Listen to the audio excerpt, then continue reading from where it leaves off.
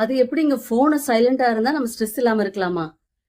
ஃபோனை எப்பவும் சைலண்டாவே வச்சிருக்கிறவங்க அவங்க ஸ்ட்ரெஸ் இல்லாம ஹாப்பியாவும் ஹெல்த்தியாவும் இருக்காங்கன்னு நிறைய ரிசர்ச்ல கண்டுபிடிச்சிருக்காங்க. இப்ப நம்ம ஒரு வேலையில கான்சென்ட்ரேட் பண்ணிட்டு இருக்கும் பொழுது நம்ம போன் அடிச்சதுன்னா நம்ம உடனே அந்த வேலையை விட்டுட்டு எடுத்து பாக்குறோம்.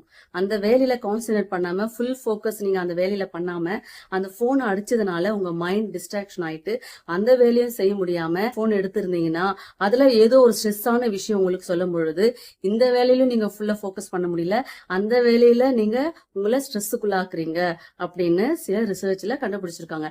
சோ நீங்க ஒரு வேலையில ஒர்க் பண்ணும் பொழுது உங்க போன் சைலண்ட்ல இருந்துச்சுன்னா அது டிஸ்ட்ராக்ஷன் இல்லாம நீங்க அந்த வேலையை முழுசா ஃபோக்கஸ் பண்ணி செஞ்சு முடிக்க முடியும்.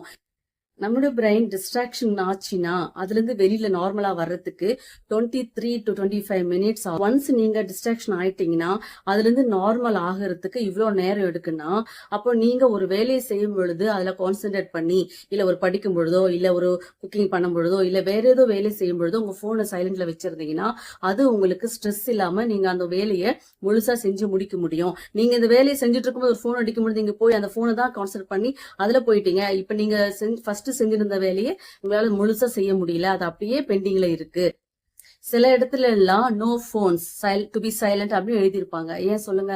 சில மெடிடேஷன் பண்ற இடத்துல இல்ல சில ஹாஸ்பிட்டல்ஸ்ல, ஏன்னா மத்தவங்களை டிஸ்டர்ப் பண்ணக்கூடாது, அது டிஸ்ட்ராக்ஷன்ல போகக்கூடாதுன்றதுக்காக தான் சைலண்ட் ப்ளீஸ் அப்படின்னு எழுதி வச்சிருப்பாங்க. சைலண்ட்ல வச்சிருக்கவங்க ஸ்ட்ரெஸ் இல்லாம ஹாப்பியா ஹெல்தியா இருக்காங்கன்னு. ஏன்னா அவங்களுக்கு மைண்ட் டிஸ்டர்பன்ஸும் இல்ல, மைண்ட் டிஸ்ட்ராக்ஷன்ஸும் இல்ல, அவங்களுக்கு ஸ்ட்ரெஸ் லெவலும் நார்மலா இருக்கு. நான் இங்க சொன்னேன்றதுக்காக நீங்க எப்பவுமே சைலண்ட்ல போட்டு ஒரு முக்கியமான ஆபீஸ் வேலையோ இல்ல வேற ஏதோ அர்ஜென்ட் வேலையோ மிஸ் பண்ணிடாதீங்க. எப்ப சைலண்ட்ல போடணும் எப்ப சைலண்ட்ல போடக்கூடாதுன்றதையும் நீங்க ஹாப்பியா இருங்க, ஹெல்தியா இருங்க.